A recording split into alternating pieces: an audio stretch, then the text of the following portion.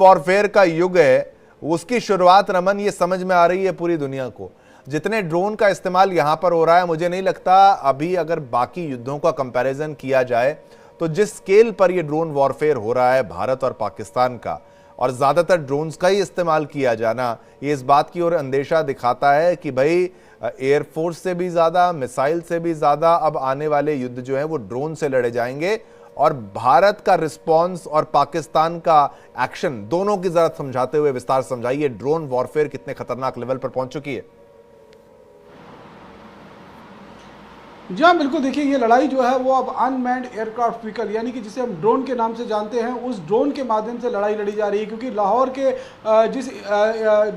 वहाँ पर airbase station है, वहाँ पर जो हमने पाकिस्तान का एयर डिफेंस सिस्टम को ध्वस्त किया है वो ड्रोन के माध्यम से ही किया है। ड्रोन के अंदर इतनी सटीकता होती है कि उसके अंदर अगर आप लैटिट्यूड और लॉन्गिट्यूड यानी कि जो जीपीएस लोकेशन है उसको फिट करते हो तो वो वहीं जाकर ब्लास्ट होगा। इन बिटवीन अगर उसे रास्ते में कोई एयर डिफेंस सिस्टम जो है वो डिस्ट्रॉय नहीं कर देता है, तो ये सटीकता उसकी होती है। पाकिस्तान के पास अपना कोई ड्रोन तो है नहीं, ना ही उनके पास कोई इतनी टेक्नोलॉजी है कि वो ड्रोन डेवलप कर पाए। इस समय जो पाकिस्तान इस्तेमाल कर रहा है वो दो तरह के ड्रोन हैं। एक तो स्वार्म ड्रोन है जो चाइना से उसको मिले हैं, दूसरे तर्किश का जो आशीष ग्राड सोनोगर ड्रोन है। इन ड्रोनों का इस्तेमाल जो है वो पाकिस्तान भारत के खिलाफ जो है वो अलग अलग इलाकों को दहलाने के लिए कर रहा है। तो निश्चित रूप में तुर्की का जो एक एंगल निकल कर सामने आ रहा था कि अगर भारत के साथ इस तरीके से युद्ध एस्केलेट होता है, वॉर एस्केलेट होती है, तो उसमें तुर्की उनकी मदद करेगा। और तुर्की हालांकि पहले तो इस चीज़ को लेकर डिनाई कर रहा था, लेकिन जब अब उसके इस तरीके के ड्रोन जो हैं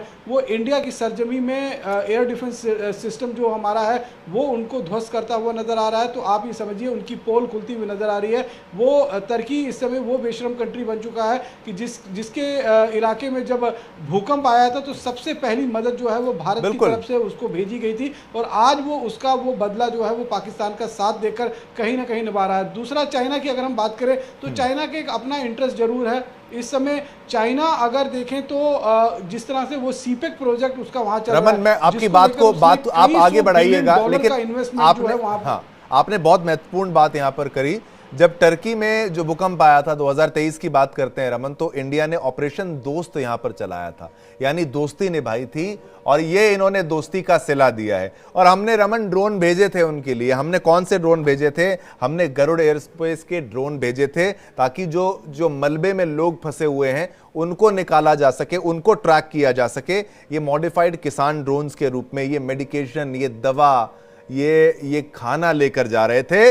और देखिए, मैं नहीं चाहता मेरे कुछ ऐसे लफ्ज ना निकले, लेकिन तुर्की ने जो धोखेबाजी करी है, इनको ये अंदाजा नहीं है कि भारत अगर मदद के लिए ड्रोन भेज सकता है तो भारत और बहुत कुछ कर सकता है। ये सीमा में इनको अपनी रहना चाहिए, इनको अपनी हद के बारे में पता होना चाहिए। अगर जितनी अच्छी हम दोस्ती कर सकते हैं रमन, मैं ये समझता हूं कि उतनी खतरनाक हमारी दुश्मनी भी हो सकती है। और तुर्की ये ना समझे खुद को कि भाई वो हमारी मिसाइलों की रेंज से बहुत ज्यादा दूर है। अगर वो ऐसी ये एक्ट ऑफ वॉर की स्थिति में ये भी जा रहा है, ये जैसे रमन, अगर ये कहूं, तुर्की का इन्वॉल्वमेंट अगर यहां पर होता है और बाकी और प्लेयर्स वहां पर एक्शन में आते हैं, तो भारत के सपोर्ट में भी और देश हैं, तो ये वर्ल्ड वॉर की ओर तब चला जाएगा अगर इस तरीके के ये छोटे प्लेयर्स खुद को महान बताने का प्रयास करेंगे और पाकिस्तान का साथ देने के लिए आएंगे। रमन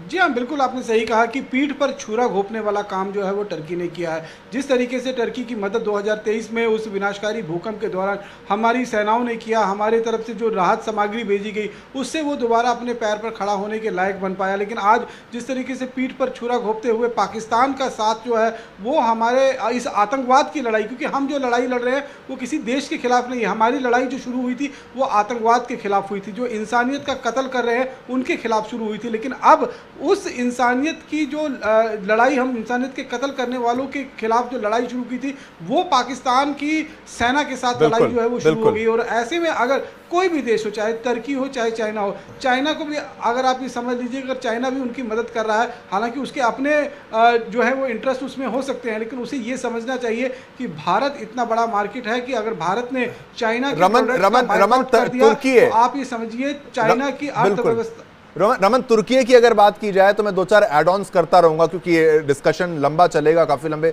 नासिर भी हमारे साथ हैं। रमन, मैं ये कहूंगा कि तुर्की यानी टर्की जिसको अंग्रेजी में कहा जाता है, उसकी टूरिज्म इंडस्ट्री जो है भाई, ये भी तो टूरिज्म इंडस्ट्री पर चलता है, वो इंडियन विजिटर्स पर बहुत ज्यादा वो डिपेंडेंट है।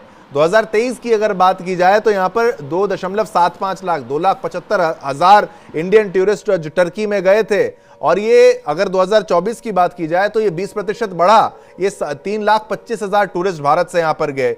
हमारे कैरियर्स वहां पर जाते हैं, हम उनकी मदद करते हैं, हम वहां पर व्यापार करना चाहते हैं, हम दोस्ती बढ़ाना चाहते हैं और हम वहां टूरिज्म को बढ़ाना चाहते हैं, और ये दगाबाजी वहां पर कर रहे हैं। और बिल्कुल ये इसका जवाब भी दिया जाएगा। रमन, आपको याद होगा मॉलडीव्स ने जब बदतमीजी करी थी, ऐसा करारा तमाचा मारा था मॉलडीव्स की सरकार को हमने, वहां के जो हुक्मरान थे उनको यह संदेश दिया था, आप जितना हैसियत में रहेंगे, जितने कायदे में रहेंगे, उतना फायदे में रहेंगे। हमने अपने टूरिज्म को, इस सेक्टर को रोक दिया था वहां जाने के लिए कि हमारा टूरिस्ट वहां नहीं जाएगा, तो घुटनों में मालदीव्स आ गया था।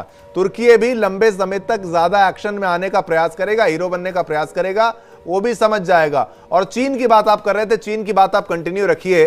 चीन एक ऐसा, क्या बोला जाए, वो किसी भी पाले में शिफ्ट होने वाला देश है, लेकिन उसको पता है कि भारत उसके लिए बहुत बड़ा मार्केट है। रमन,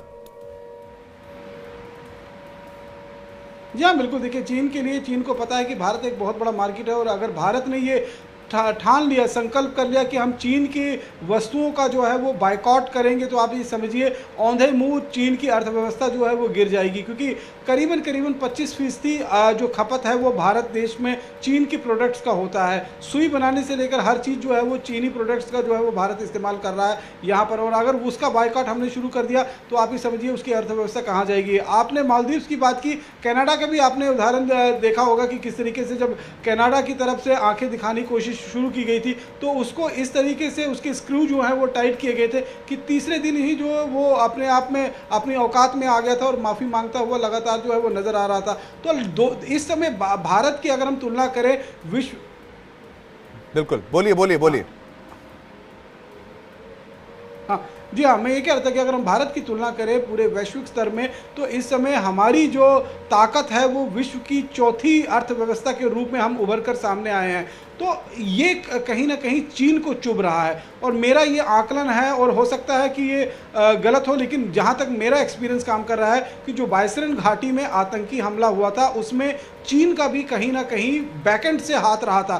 क्योंकि जिस तरीके का टैरिफ उस बायसरन घाटी से ठीक पहले टैरिफ जो है वो यूएस ने चीन पर लगाया था, और भारत का मार्केट जो है वो यूएस के लिए पूरी तरीके से खुल गया था। आपको याद होगा कि भारत में जो आईफोन निर्माण हो रहे थे वो सारे के सारे इंपोर्ट हो गए थे यूएस में, और यूएस में अभी जो लोग इस्तेमाल कर रहे हैं वो भारत में बने